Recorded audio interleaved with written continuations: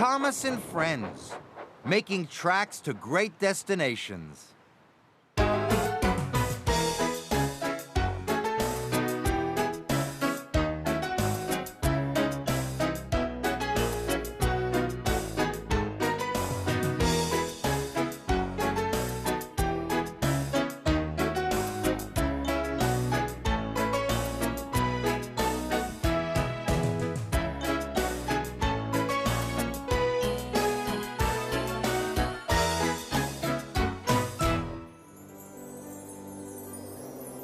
The island of Sodor is surrounded by beautiful blue sea. It has fields of green and sandy yellow beaches.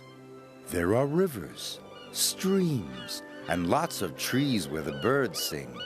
There are windmills and a coal mine, and docks where visitors to the island arrive. The island also has lots and lots of railway lines. Who's that puffing down the track? It's Thomas! Hello, Thomas! Hello, everybody! Welcome to the island of Sodor.